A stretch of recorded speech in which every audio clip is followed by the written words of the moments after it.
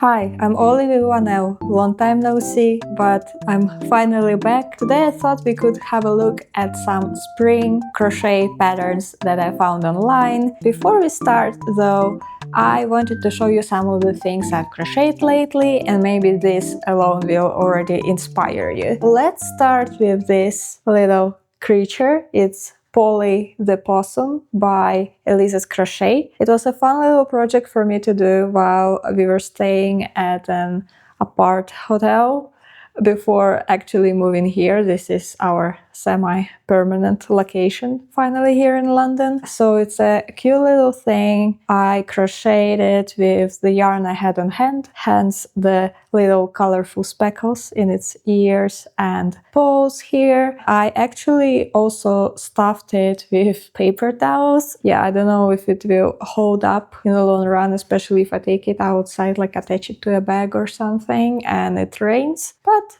you know, something fun to work on. Then I learned how to crochet an I-cord. Technically I knew how to, but I never actually tried to make one. And when I made it, I was like, okay, what can I actually turn it into?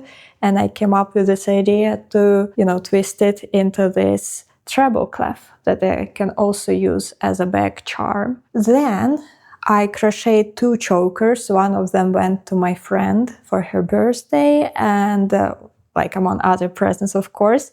This is too small to be a standalone present. And I made one of them for myself. And you can find the video tutorial on my channel in the shorts section. And my most recent creation is this oversized coaster. I love coasters. If you are not new to this channel, then you know. I really liked this variegated yarn while I was working on a bandana for my friend's dog. She just got a puppy, and I crocheted a bandana for it with this beautiful, beautiful yarn, and I wanted something of my own with it, and to highlight kinda the color changes in it, I decided to do half double crochets, and I think it worked up quite nicely. And finally, not something I crocheted, but the book that has just arrived, and it's not an ad, it's not a promotion. I ordered the book because I have been following Kate's Crochet Creations for quite a while, and I have featured her patterns in my roundups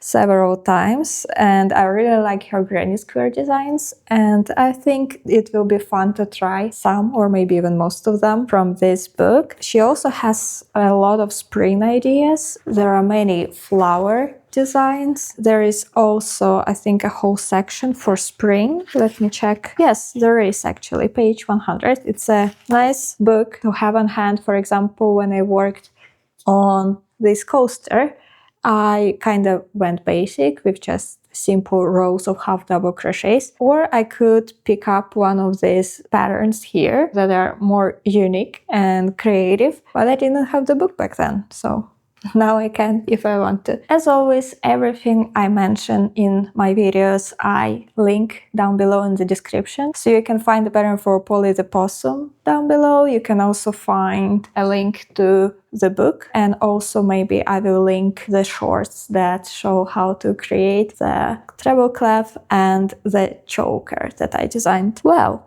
now we can move on to the spring patterns. And the first spring pattern that I saved is this beautiful flower garland. It features daffodils among other flowers. It's a paid pattern, but it's so cute, and it would look great just on the wall, or you can decorate a mirror with it. I really like garlands, and as you can probably see and hear, this place is very white, so I'm definitely going to create some colorful pieces that I can safely attach to the walls, to the ceiling, etc. because it's still a rental, so I need to be quite conservative, so I can't necessarily, drill or nail something to the wall, but crochet luckily is usually quite lightweight, so I can just attach it with a bit of tape. I do like a cute crochet headband, and I even have a tutorial for a leaf crochet headband on my channel. So this simple spring flowers crochet headband by the creators that I have featured before as well is a very nice addition to anyone's wardrobe. Speaking of accessories, I also really like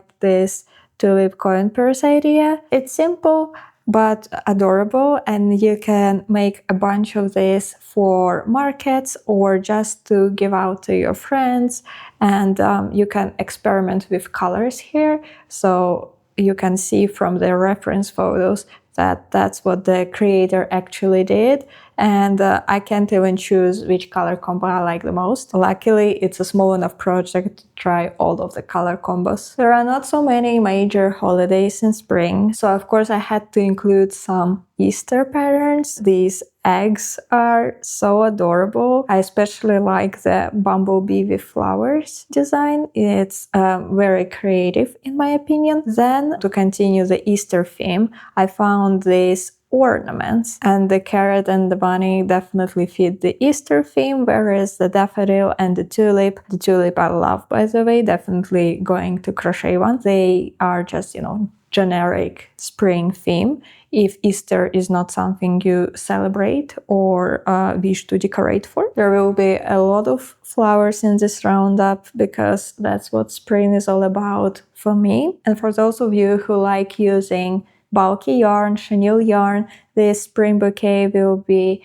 a great addition to your decor collection. I like the oversized look of this bouquet, and honestly, I rarely crochet with chenille yarn. I don't really have an explanation why, but this pattern encourages me to get some chenille yarn or bulky yarn and crochet it. If you like amigurumis, and who doesn't like amigurumis, then these tulips in a pot are a very cute idea. Again, you can put it on your own shelf or give it to someone. It's quite a versatile item that can be a nice additional gift to someone you love. I've seen this butterfly book sleeve before, but when I saw it in this sage green color, it really made me think of spring. For the first time, I actually considered making it. I do love green, so that's probably what sold it for me. You can, of course, pick any other color and make it. I think it's also a fun project that allows you to experiment with embroidery, either with thread or beads, or maybe the combination of both. You can keep it plain. I think it's stylish this way as well.